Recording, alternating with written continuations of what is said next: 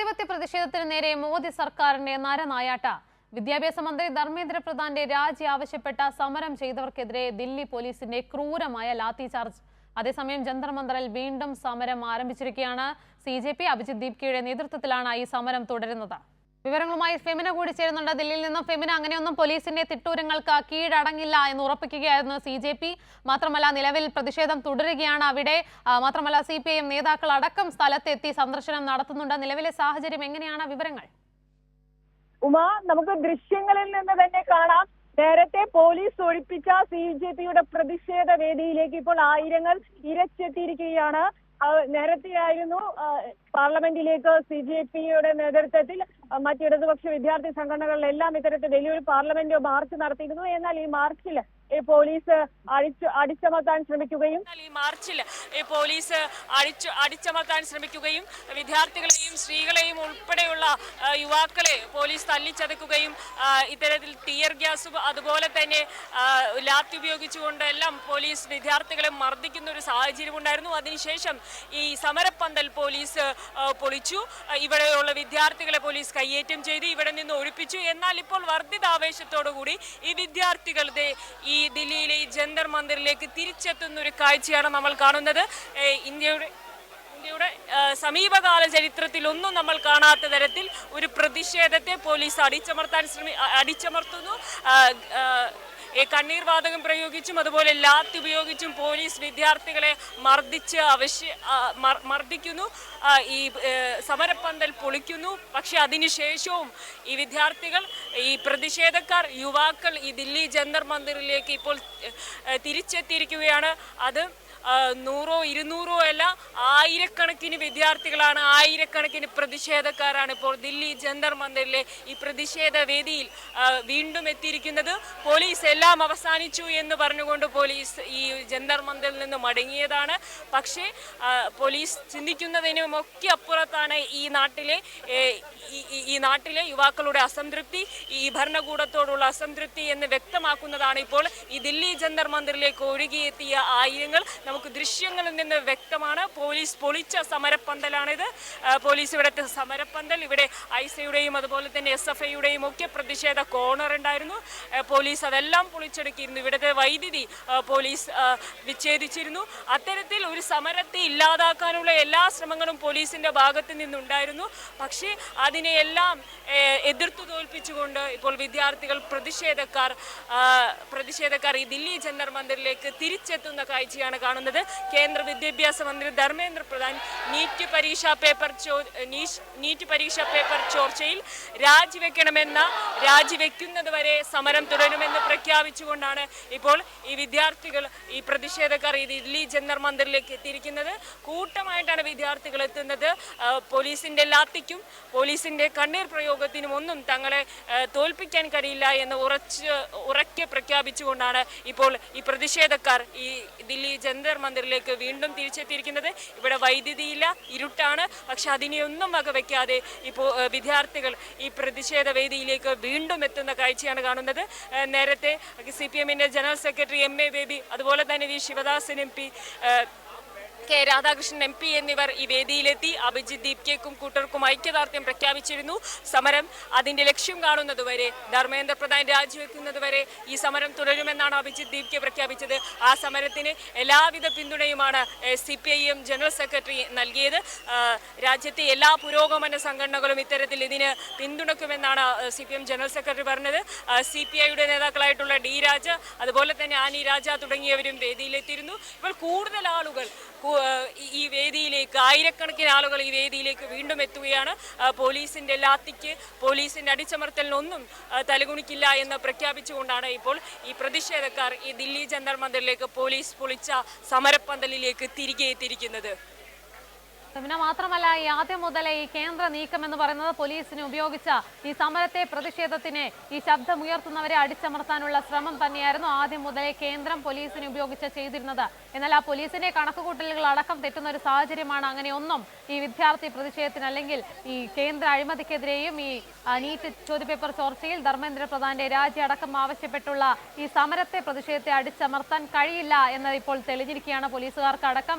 എന്നാലും കുറച്ച് മുൻപ് ഉണ്ടായ സംഘർഷത്തിലടക്കം പോലീസ് അടിച്ചമർത്തുകയായിരുന്നു. അതിൽ 40 പേർക്കാണ് ആഘാതമേറ്റത്. അതിലടക്കം CPM പ്രതിനിധികളടക്കം അവിടെ എത്തി അവരെ സന്ദർശിക്കുന്ന ഒരു സാഹചര്യമാണ് ഉണ്ടായത്. ഇപ്പോൾ ഇതാ ദൃശ്യങ്ങളടക്കം വ്യക്തമാണ്. ഇരുട്ടിലാക്കി ഈ പ്രതിഷേധത്തെ അടിച്ചമർത്താനുള്ള നീക്കം അടക്കം തുടരുകയാണ്. എന്നാൽ അങ്ങനെയൊന്നും തളർത്താനാകാത്ത ഒരു സാഹചര്യമാണ് തുടരുന്നതല്ലേ?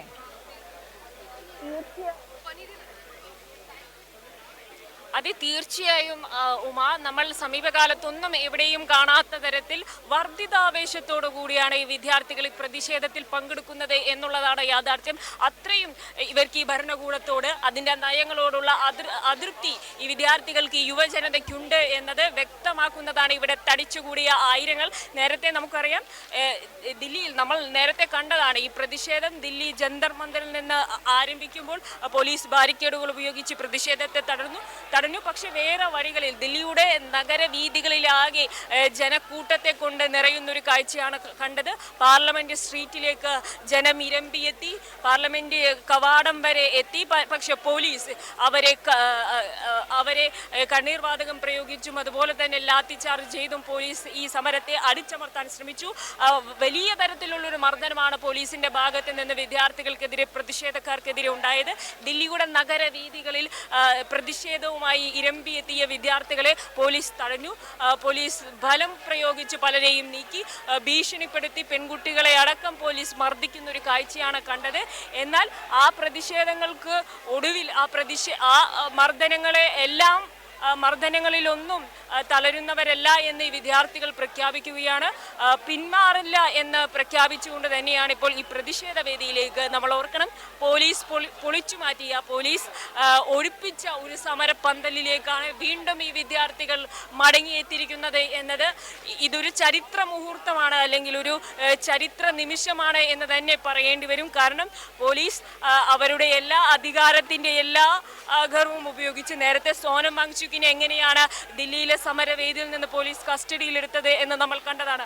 അത്തരത്തിലൊന്നും തന്നെയായിരുന്നു പോലീസിന്റെ ഇന്നത്തെ മർദ്ദനം എന്ന് പറയുന്നത്. അതുപോലെ തന്നെ ഈ സമരപ്പന്തൽ പോലീസ് തകർത്തു, വിദ്യാർത്ഥികളെ ബലം പ്രയോഗിച്ച് നീക്കി, അവർക്കെതിരെ കണ്ണീർ വാതകം പ്രയോഗിച്ചു, അവരെ ലാത്തി ഉപയോഗിച്ചു മർദ്ദിച്ചു. വിദ്യാർത്ഥികൾ ഈ പോലീസിന്റെ മർദ്ദനത്തെ ഭയക്കുമെന്ന് ഇവർ കരുതി. എന്നാൽ അതിനൊന്നും വകവെക്കാതെ ഇപ്പോൾ ഇത്തരത്തിൽ വിദ്യാർത്ഥികൾ ഈ സമരപ്പന്തലിലേക്ക് തിരികെ എത്തുന്ന കാഴ്ചയാണ് നമ്മൾ കാണുന്നത്. മാത്രമല്ല ഈ CJP നേതാക്കൾ അടക്കം ഈ കേന്ദ്ര ആരോഗ്യമന്ത്രി അടക്കം കാണുന്ന ഒരു സാഹചര്യം ഉണ്ടായിരുന്നു. ഈ നീറ്റ് ചോദ്യപേപ്പർ ചോർച്ചയിൽ മരണപ്പെട്ട വിദ്യാർത്ഥികളുടെ കുടുംബങ്ങൾക്ക് നഷ്ടപരിഹാരം അടക്കം നൽകണമെന്ന ആവശ്യങ്ങൾ ഉന്നയിച്ച് അവർ കാണുകയുണ്ടായി. അങ്ങനെയൊന്നും തളരാതെ ഇവർ മുന്നോട്ട് പോയിക്കൊണ്ടിരിക്കുകയാണ്. അവരുടെ എന്താണ് ആവശ്യം അത് നേടിയെടുക്കുന്നതിനായി ഒരു നല്ല തലമുറയുടെ ഭാവിക്കായി തുടർച്ചയായി അവർ പ്രതിഷേധം നടത്തിക്കൊണ്ടിരിക്കും. എന്തായാലും ആ രീതിയിൽ തന്നെ പ്രതിഷേധം തുടരുകയാണ്. CPM നേതാക്കൾ അടക്കം നിലവിൽ അവിടെ തുടരുകയാണെന്നാണ് മനസ്സിലാക്കുന്നത്. ഫെമിന,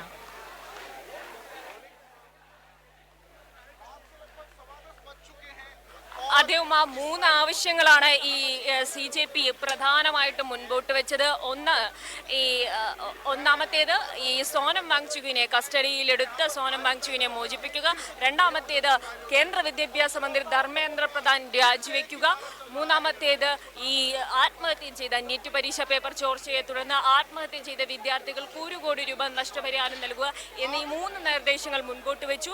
ഈ പ്രതിഷേധം ശക്തമായതിനെ തുടർന്നാണ് കേന്ദ്ര മന്ത്രി JP നദ്ദ ഒരു കൂടിക്കാഴ്ച ഈ CJP നേതാക്കളുമായിട്ട് നടത്തിയത്. എന്നാൽ ഈ ചർച്ചയ്ക്കൊടുവിൽ കേന്ദ്ര വിദ്യാഭ്യാസ മന്ത്രി ധർമ്മേന്ദ്ര പ്രധാൻ രാജിവെക്കും എന്നാണ് നമ്മൾ കരുതിയത്. എന്നാൽ കേന്ദ്രത്തിന്റെ ഭാഗത്ത് നിന്ന് സമരത്തെ വഴിതിരിച്ചു വിടാനുള്ളൊരു ശ്രമമാണ് ഉണ്ടായത്. ഈ പാർലമെന്റ് മാർച്ചിന് വേണ്ടി അഭിജിത് ദീപ്കയും സംഘവും ഈ ജന്തർ മന്ദിറിൽ നിന്ന് ഇറങ്ങുന്ന സമയത്ത് ഈ സമരപ്പന്തൽ അന്യായമായി പൊളിക്കുകയും വിദ്യാർത്ഥികൾ, ഇവിടെ സമരം ചെയ്തിരുന്ന വിദ്യാർത്ഥികളെ മർദ്ദിച്ച് ഇവിടെ നിന്ന് നീക്കുകയുമാണ് പോലീസ് ചെയ്തത്. അത്തരത്തിൽ ഈ സമരത്തെ പൊളിക്കാനുള്ള എല്ലാ നീക്കവും പോലീസിന്റെ ഭാഗത്ത് നിന്നുണ്ടായി. സമരപ്പന്തൽ പൊളിച്ചു നീക്കി വിദ്യാർത്ഥികളെ ഇവിടെ നിന്ന് ഒഴിപ്പിച്ചു. പക്ഷെ വീണ്ടും ഈ അഭിജിത് ദീപ്കയും CJP പ്രതിനിധികളും മറ്റ് SFI അടക്കമുള്ള വിദ്യാർത്ഥി സംഘടനകളുമെല്ലാം സമരത്തെ പിൻവാങ്ങില്ല എന്ന്, മർദ്ദിച്ച് അടിച്ചമർത്താൻ ശ്രമിച്ചാലും പിൻവാങ്ങില്ല എന്ന് കേന്ദ്ര വിദ്യാഭ്യാസ മന്ത്രി ധർമ്മേന്ദ്ര പ്രധാൻ രാജിവെക്കുന്നത് വരെ സമരം തുടരുമെന്ന് ഇപ്പോൾ പ്രഖ്യാപിക്കുകയാണ്. അതിന്റെ ഭാഗമായിട്ട് തന്നെയാണ് ഇപ്പോൾ ആയിരക്കണക്കിന് വിദ്യാർത്ഥികൾ വീണ്ടും ദില്ലി ജന്തർ മന്ദിറിലേക്ക് ഒഴുകിയെത്തത്. എല്ലാം കഴിഞ്ഞു എന്ന് പറഞ്ഞു പോലീസ് തന്നെ പിൻവാങ്ങിയ ഒരു സ്ഥലത്തേക്കാണ് ഇപ്പോൾ വിദ്യാർത്ഥികൾ ഈ പ്രതിഷേധക്കാർ വീണ്ടും എത്തിയിരിക്കുന്നത്. ശരി ഫെമിന, എന്തായാലും ജനാധിപത്യ പ്രതിഷേധത്തിന് നേരെ മോദി സർക്കാരിന്റെ നരനായാട്ട് തുടരുമ്പോൾ വിദ്യാർത്ഥികൾ CJP പ്രതിഷേധം കടുപ്പിച്ചുകൊണ്ടിരിക്കുകയാണ്. അങ്ങനെ ഒന്നും തളർത്താനാകില്ല.